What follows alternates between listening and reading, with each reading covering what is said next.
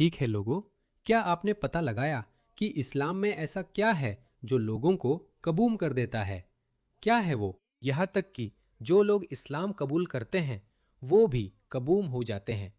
ये वीडियो देखिए। ख्याल रखना, धन्यवाद। अभी अभी खबर आई है, एफबीआई का कहना है कि उसने न्यूयॉर्क में संभावित आईएसआईएस प्रेरित आतंकी साजिश को नाकाम कर दिया है। एजेंसी ने फॉक्स को बताया है कि उन्होंने अल्बानी की 35 वर्षीय महिला को गिरफ्तार किया है, जिस पर राज्य की राजधानी में बम धमाका करने और विधायकों की हत्या की साजिश रचने का आरोप है। एक आपराधिक शिकायत के अनुसार जेसिका बोवी ने आईएसआईएस के प्रति वफादारी की शपथ ली थी और कथित तौर पर डोर डैश बैग के अंदर बम छुपाकर रखने की योजना बनाई थी ताकि राज्य के सेनेटरों की बैठक के दौरान हमला किया जा सके। उम्मीद है कि गवर्नर कैथी होचुल अगले घंटे में बोलेंगी, जहां हमें इस सब के बारे में और जानकारी मिल सकती है। जेसिका बोवी, हाँ, वह एक अमेरिकी महिला है। यही है वह। उन्हें देखिए, एक बाकायदा गोरी अमेरिकी औरत इस्लाम कबूल किया और सचमुच कूड़े के थैले जैसी बन गई। लेकिन यह है जेसिका बोवी, 35 साल की गोरी महिला जो अल्बनी से है। इन्होंने सिर्फ 1 महीना बिताया है। उन्होंने पूरा 1 महीना बिताया। सोचिए ब्रेन वॉशिंग का स्तर क्या होगा। 1 महीना न्यूयॉर्क स्टेट कैपिटल में नेल बम लगाने की योजना बनाते हुए जितने ज्यादा सीनेटरों को मार सके मारने की सोच रही थी, जिसमें राशिदा तलैब भी शामिल है।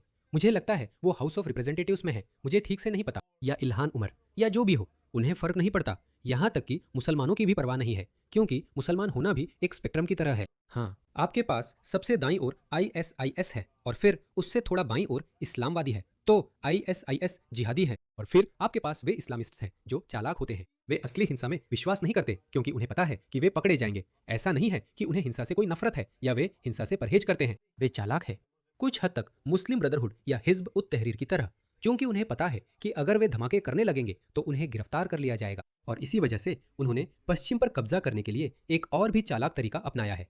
यह उनके लिए 100 साल लंबा प्रोजेक्ट है। तो वे इस्लामिस्ट है। और फिर आपके पास मध्य मार्गी मुसलमान है जो अब भी मुसलमान है, जो इस्लाम से गहरा लगाव रखते हैं। और फिर आपके पास बहुत उदारवादी, शायद पूर्व मुसलमान हो सकते हैं। आप उसमें पूर्व मुसलमानों को भी शामिल कर सकते हैं। असल में नहीं, आपके पास पूर्व मुसलमान नहीं है। आपके पास बहुत उदारवादी तरह के मुसलमान हैं जिन्हें सच में इस्लामीकरण की कोई परवाह नहीं है। लेकिन मैं उन्हें भी अच्छी श्रेणी में नहीं रखता। जरूरी नहीं कि वे बुरे लोग हों, वे अच्छे लोग हैं, लेकिन मूल रूप से वे अप्रासंगिक हैं, क्योंकि जब असली समय आएगा तो उनका कोई महत्व नहीं रहेगा। उन्हें बस अपने बाकी मुसलमान साथियों के साथ ही जुड़ना पड़ेगा। जब इस्लामवादी या जिहादी सत्ता में आ जाएंगे तो वे कहेंगे, अरे मुझे मत मारो, मैं मुसलमान हूँ। मैं वही हूँ जो कहूंगा, अरे मुझे मत मारो। तो वे अप्रासंगिक हैं। तो वह उन सभी को मारने वाली थी। जेसिका बोवे ने 5 साल पहले इस्लाम कबूल किया, अपना नाम आयशा सैफ रखा और 2026 की गर्मियों तक वो पहले ही तारीफ करने लगी थी। 9/11 की उसने ऑडियो पर आईसिस खलीफा को बैअत की कसम खाई। बैअत यानी वफादारी की भावना। और ऑनलाइन अजनबियों को बताया कि वो काफिरों को जहर देना चाहती है। वह पूरी तरह से मुस्लिम बन गई थी। वह पूरी तरह इस्लामी हो गई थी। फिर वह कार्रवाई पर उतर आई। देखिए, यही बात है।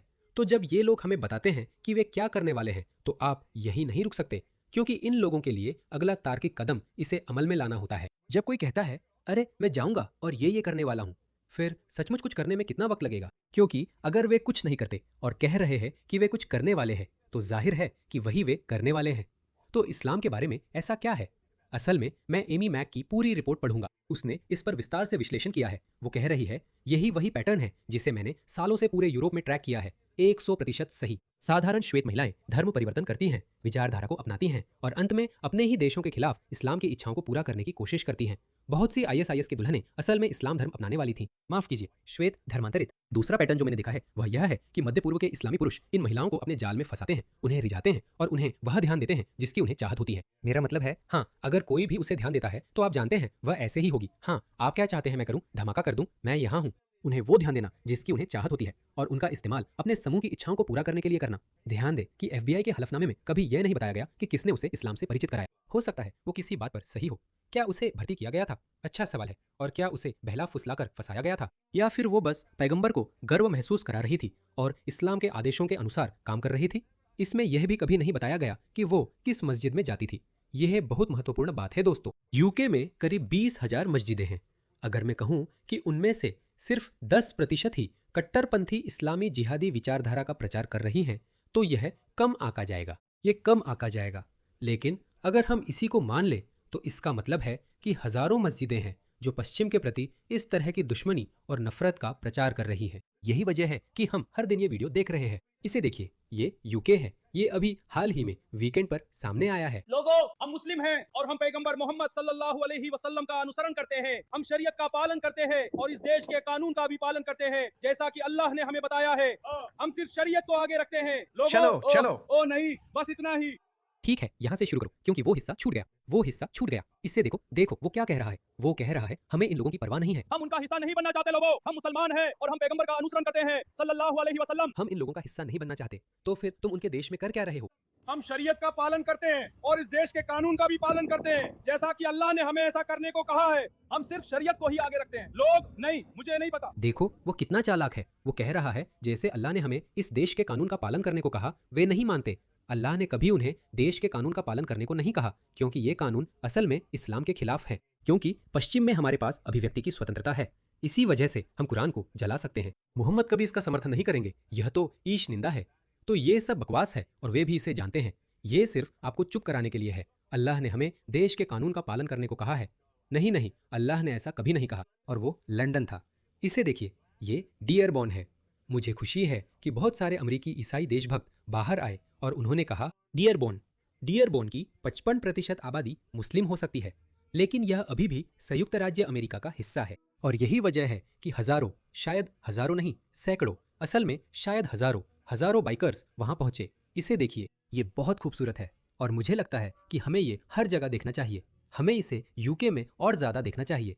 मुझे नहीं पता फ्रांस और जर्मनी इस पर कैसे प्रतिक्रिया देंगे, लेकिन अमेरिकियों, मुझे अमेरिका से बहुत उम्मीदें हैं। हाँ, आप पर हमला हो रहा है।